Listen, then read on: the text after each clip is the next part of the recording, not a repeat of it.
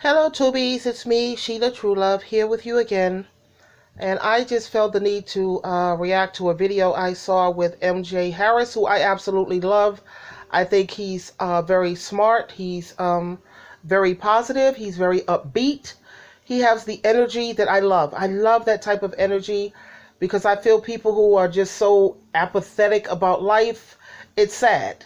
People who don't have any more, how you say, energy and like, people, when I meet people, for the tubies who have not met me, people who know me, they usually call me several names. They call me the Bubbles and Champagne.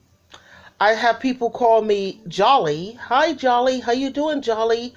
Because when people see me, I'm usually always upbeat. You know what I mean?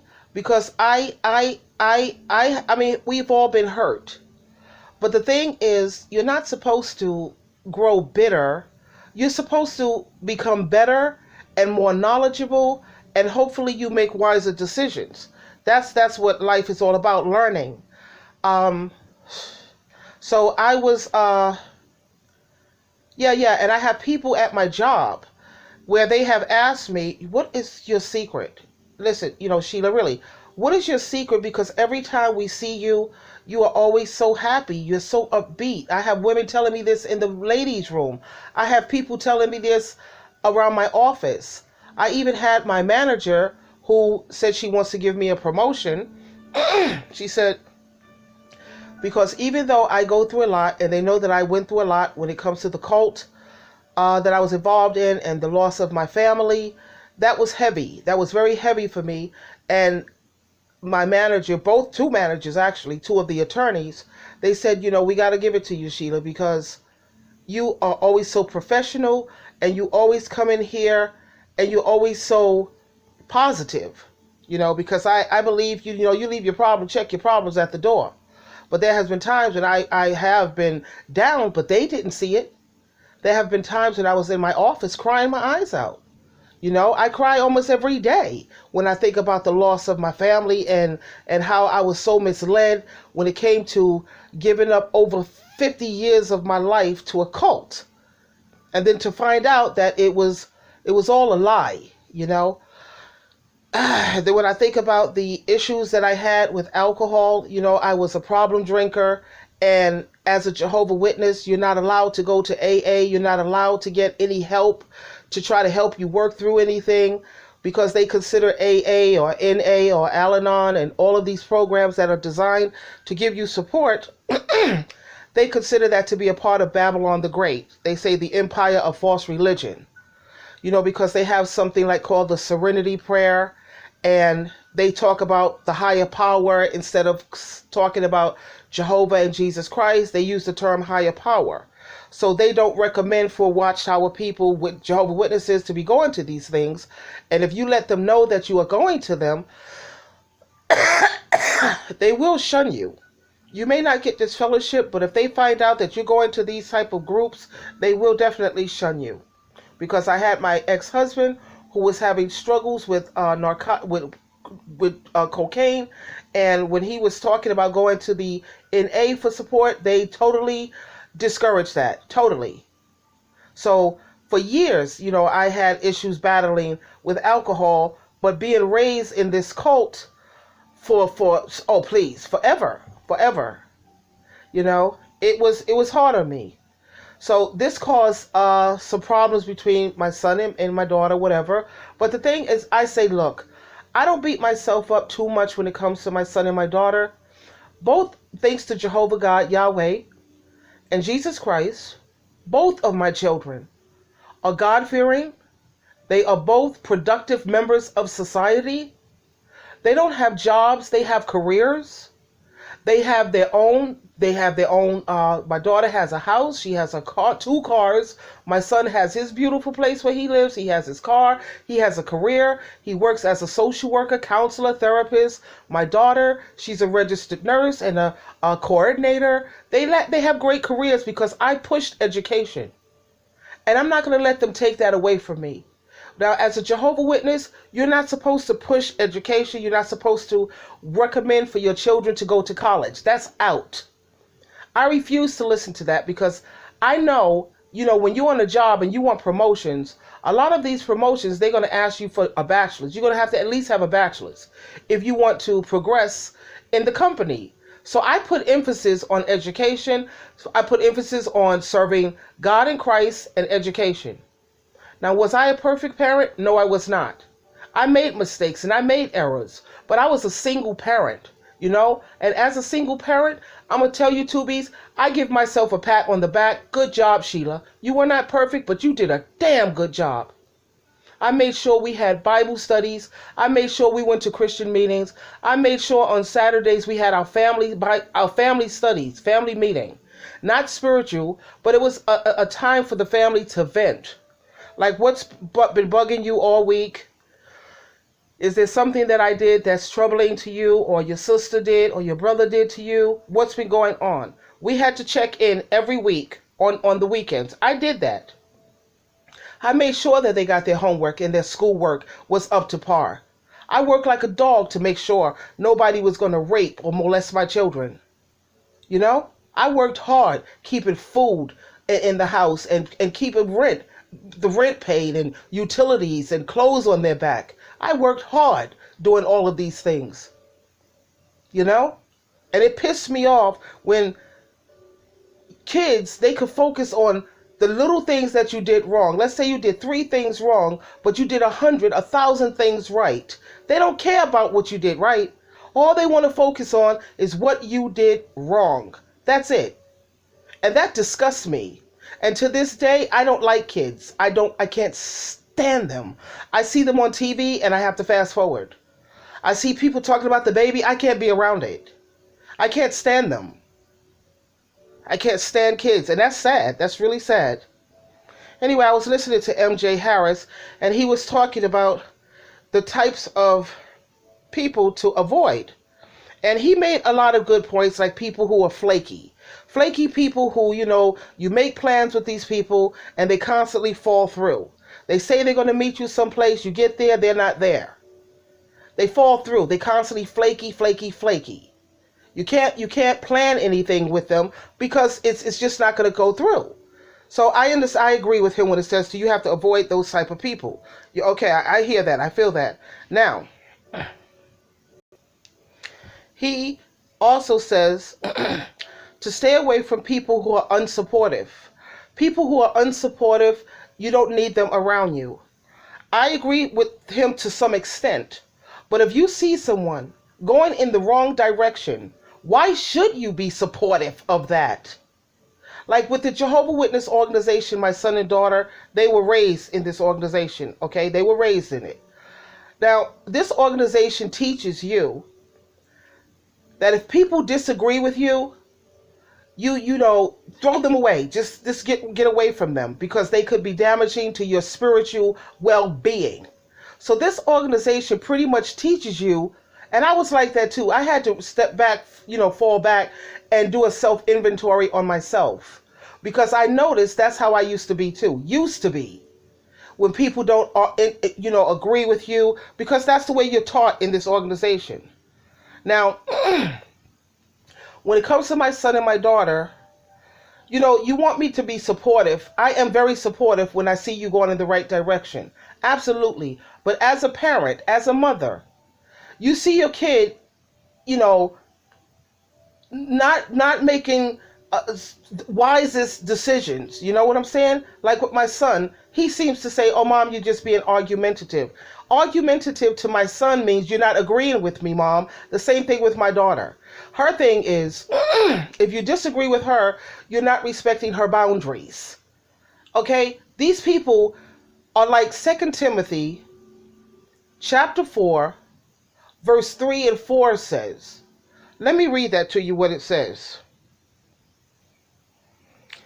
Here at 2 Timothy chapter 4, verse 3 and 4, it says, "The time will come when people will not listen to the true teaching, but people will find more and more teachers who please them. They will find teachers who say what they want to hear. People will stop listening to the truth. They will begin to follow the teachings of any false stories. They are going to lean towards people who will tickle their ears. They want to listen to, this is the problem with me and my son and my daughter. You see, they want me to blow smoke up there behind. Oh, you're great. Oh, you're wonderful. Oh, you're the best. Everything about you is great. Everything that they say, they want me to agree with it when I'm not going to agree when I see flaw in it. I'm not going to jump in and just like try to attack them. You know, I know that you have to be just, it's not what you say, it's how you say it. Now, there's times when they say that I'm harsh. I speak harshly to them. I speak to my son and my daughter with as much respect as I would speak to my manager, as I would speak to any attorneys that I work with, the same way I would speak to President Obama and Michelle Obama with that type of respect. That's the way I try to speak with my son and my daughter. Okay? But you have to understand something, and I know a lot of people don't believe in horoscopes or what have you. My son's moon is in Cancer. My daughter's moon is in Cancer. Now, if you go and Google moon in Cancer, you'll notice that these people are overly sensitive. They are very, very sensitive. Everything, it hits a nerve. Everything. You have to talk on eggshells. You have to walk on eggshells with these people. They are way, how about this? Have you, my tubies, ever encountered someone who is overly sensitive? And you have to watch every little thing you say, every little thing you do. They take offense to it. They see things and take it out of context. You didn't mean it the way they took it. And that's the way it is with my son and my daughter. And it seems like the older they get and the more people hurt them, they take it out on me. They just take it out on me. They go out there. They were disobedient anyway because I told them, look, if you're not going to associate with Jehovah's Witnesses, you don't have to only associate with Jehovah's Witnesses, but make sure the people that you hang out with or you deal with are on God's team, Jesus Christ's team. Make sure they're Christian people, not people who are pretending to be Christians or what have you.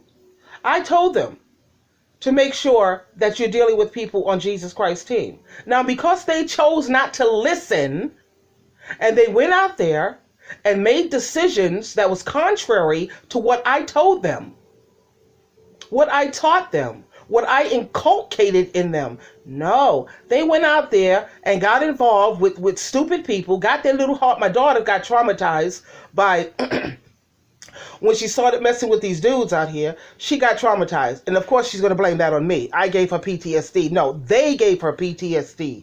My son, he went out here, took on a lifestyle that he know damn well Jehovah God is against and Jesus Christ totally opposes. And then when he gets his heart all ripped out and all dogged up and all of the what have you, guess what? Oh yes, it's the mother. Point it to the mother. No, you chose not to listen. So now that you chose not to listen, you have to deal with the consequences. All of this playing the blame game, not taking accountability, not taking responsibility for the choices that they made. Now, even if you have a parent that have issues with alcohol, drugs, or promiscuity, whatever, parents still give good advice. Now, it's up to these kids whether they choose to listen or choose not to. They say you lead by example. Example works. Sometimes it does, and a lot of times it don't. I know some people who had great parents. They had a great upbringing, and they turned out to be crackhead, prostitutes, and everything else. And they had the perfect example. Now, whether kids choose to listen, that's up to them. So now when MJ Harris was talking about flaky people, yes, I say you definitely got to cut that off because come on, you can't plan nothing with these people. Okay, when it comes to people who are going to support you, yeah, it depends on what you're doing, whether I'm going to support you. You going to support your girlfriend staying with a man who's beating her up inside her house? Are you going to support that? You're going to support a son who's, oh man, come on, who's talking about how lonely he is And you can see the reason why he's lonely, because he's too hard on people. He wants everybody to be perfect. I keep trying to explain to my son, look, if you could get 80% out of a person of doing what you need, that's a blessing. You're not going to find anyone who's 100%. My son, he's hard on people. My daughter, she's hard on people. Where did they get that from? Jehovah's Witnesses, and from me. I got that from being with Jehovah's Witnesses, being raised like that. I was hard on people, not understanding that people are imperfect. So a lot of time people are doing the best they can. But I was hard on them, and I understand where they got it from. And the way I outgrew it, I'm praying to Jehovah through Jesus Christ that they outgrow it too, and let them step back from themselves and take a look. With my son, he has to understand. Sometimes people are going to measure up. They're going to have good days and they're going to have bad days. They're going to have on days and they're going to have off days. Sometimes they're going to mess up. It's called being human. Okay? I understand that. I told you I have boundaries when it comes to domestic violence. Put your hand on me, that ain't happening. Drug uses, oh hell no. Cheating, I ain't putting up with that either. Now, but with them, everything is a boundary. Listen to me, Tubies, when I tell you, every single thing that you don't agree with them, it's a boundary. You cross my boundary. You don't respect my boundary. You know what? They don't respect my boundary. I have the God-given authority. I'm your mother. You're supposed to treat me with honor and to value your parents.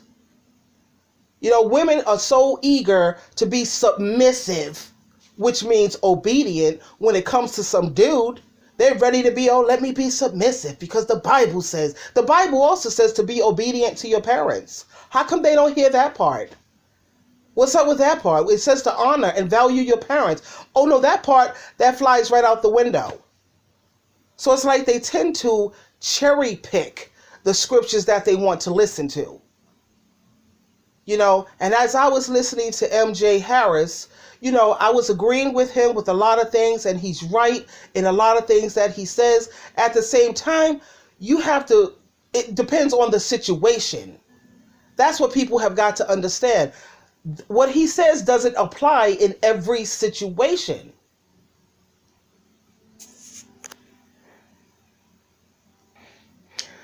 And then he was also talking about how his boundaries is what makes him feel safe. And I understand boundaries, and I agree that every human being on the planet should set boundaries. People should respect when you say no, it's no. When you say no, I don't want to do that, then you should not have to do that.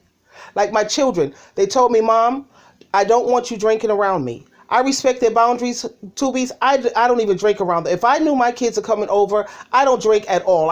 In fact, I don't even drink anymore at this rate. Because I told you it gave me gastric problems. And it's not like when I was younger. My body just is not the same. So I had to let that go. Okay? And like I said, if I go down later on, let's say 3 months from now, and I go on a social event, do I have the option whether I want to drink or not? Yeah, I can, because I learned how through MM. That's measurement, management, whatever. I learned how to drink. But at this point in my life right now, I choose. Not my kids tell me what to do. But I did respect their boundaries. Mom, don't drink around me. If you've been drinking, no, that's a no-no.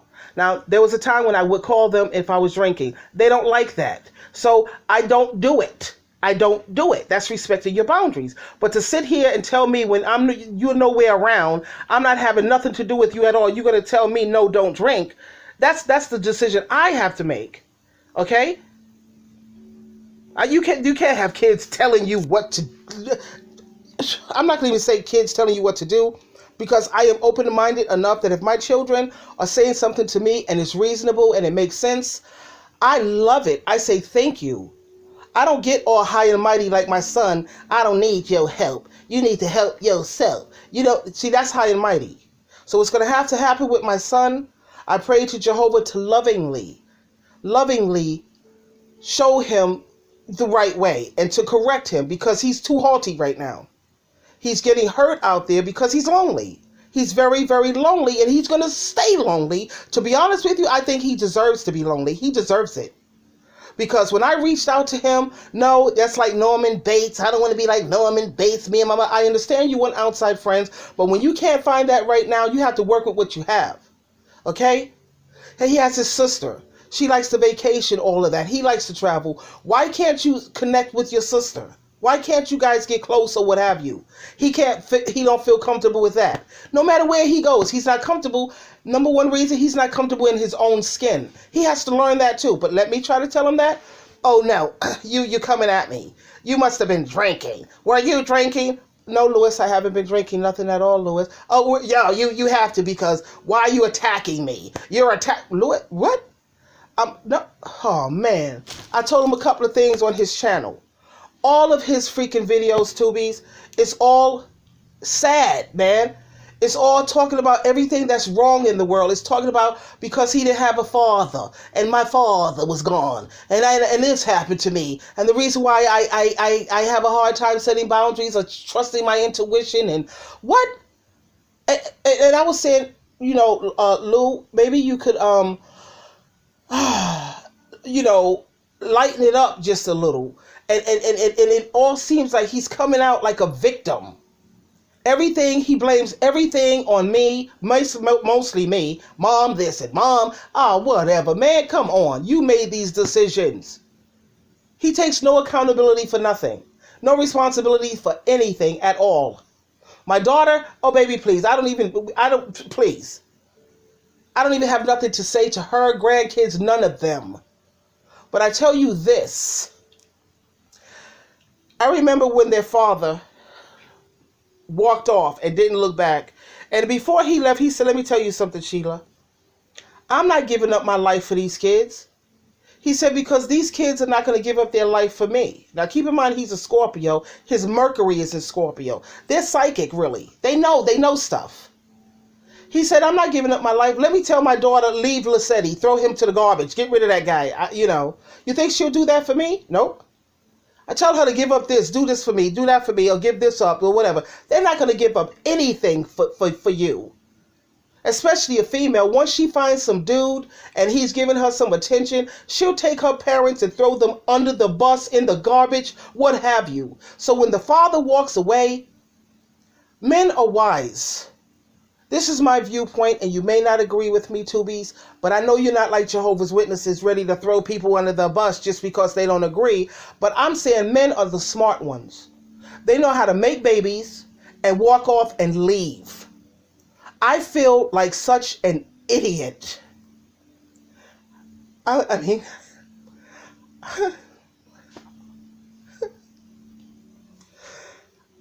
I feel like such a fool for staying on the job. I should have gave those kids to their daddy or left them in the hospital.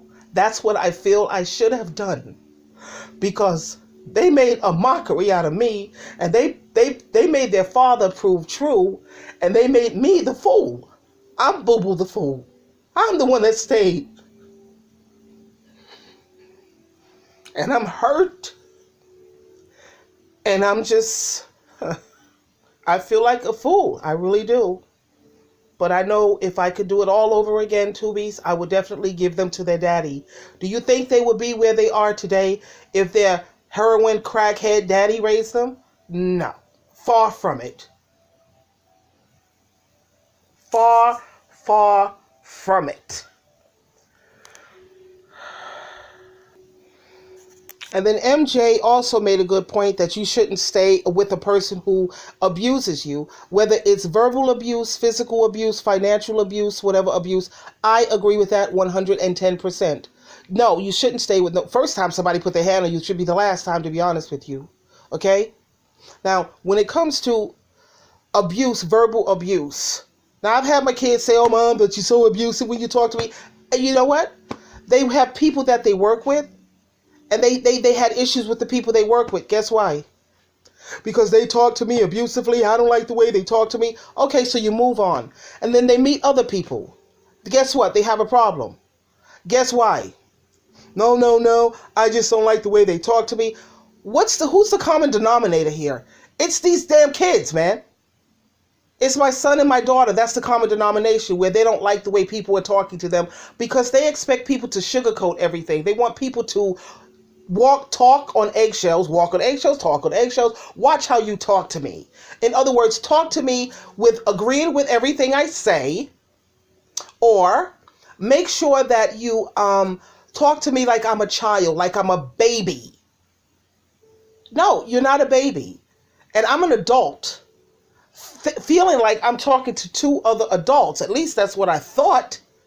But because of their upbringing in this Jehovah's Witness cult, it has, this is what I'm noticing. They don't want to have nothing to do with the truth. That's the thing. They don't want to hear the truth. Like 2 Timothy chapter 4, verse 3 and 4 says, they want anybody who comes along to tickle their ears. Just tickle my ears. I asked them, okay, like they say, Lewis says, you're crossing my boundaries, Mom, when you call this organization a cult.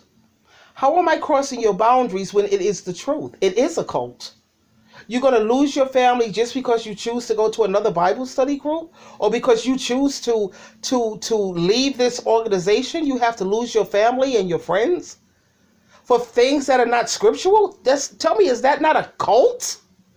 Where anytime you want to leave this organization and there's ramifications and punishment for it, that's a cult. And because I choose to say this cult, oh, you're not respecting me. Oh, you're crossing my boundaries. I'm like, yeah, okay, honey. Well, you can tell me, what did I say that's not true? They can't say nothing. He's dumbfounded. How about this? If you do care about the truth, are you looking into doing what the Bible said at 1 John chapter 4, for you to test things, to look into things? Are you at least listening to Jehovah and Jesus Christ? You won't listen to me, but are you going to at least listen to your Heavenly Father? They don't want to hear it. Why? Because it's the truth. They don't want to hear nothing that's the truth. They don't care about right, what's wrong, or the truth. And that comes from this cult. It comes from this cult, Subies. Anyway, I just had to share that after listening to MJ Harris, who I absolutely adore. He has a lot of good ideas, and he's a financial. He helps to fix people's credit, and he teaches you how to be financially suave. I forget the word. Smart. Okay. And yeah, I like the guy. But when it comes to, you got to be careful with people who are abusive, whether it's physical. I get it. People who are freaking flaky, hate flaky people. I know I do. And you got to be away from people who don't respect your boundaries. But honey, let me tell you, when you're dealing with people who every single thing is a boundary, it's hard to respect their boundaries. Their boundary is, you don't disagree with me. Because when you disagree with me, you cross my boundaries. I say no to that. Now, you got to respect when I say no. No, you're not allowed to disagree with me. Yeah, this is where I'm having difficulties with my kids right now. This is where we're at. And this cult, it's not helping at all. It's pushing us farther and farther apart. Instead of being a part of a religious organization, like I already said, I don't go to a church. I go to my Bible study group. There's no crosses. There's no images. It's just a place where people get together. We meet in this building and we have Bible study. I invited Lewis to come with me. 1510 Central Avenue, Sunday, 10 o'clock. Tuesday, 7:15. 1510 Central, second floor. It's not even in a church. They'll miss it if they're looking for a church, because it's not. You think they'll listen? Nope. You think they would unite with me so that we could bond together and pull together again as a family? Nope. Because they're not interested in the truth. Again, 2 Timothy chapter 4, verse 3 and 4. They're looking for anything that will tickle their ears. That's all they care about. And that's sad, and it breaks my heart. Because I raised them to serve Jehovah and follow Jesus Christ. Not no goddamn governing body or bowing down to no damn tower. Anyway, like I said again, I do have regrets. It's not good to have regrets in your life, but I do regret staying, to raise them. I regret it. And if I could do it again, I would definitely give them to their daddy. I really would. Anyway, this is Sheila True Love, truly loving you guys. And I'm sorry I had a little emotional moment, but it's just, it's a lot. It's a lot. But this is 2020, and like I said, I'm only focusing on doing things that make me feel good about life and doing things that make Sheila feel good about Sheila. And that's what I have to focus on, because if I leave it up to these kids, they would kill me. If it was up to Louis and CEO, I would have drank myself to death. That's what they probably want. They want to see me drink myself to death somewhere. That's the way I feel. But that's okay, because Jehovah God and Jesus Christ helped me rise above that. Thanks to Jehovah and Jesus Christ. I now have a place where I go to that I'm comfortable at, where I'm getting the support that I need, and I feel great about that. I know that's bad news for them, but I'm sorry, kids. I'm sorry. I didn't drink myself to death. I know that's bad news for you. You know?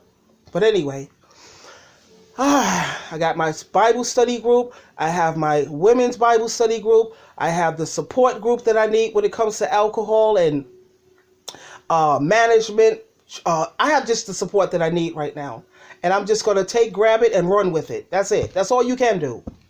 Thank God I didn't make this organization my foundation. My foundation has always been Jehovah and Jesus Christ.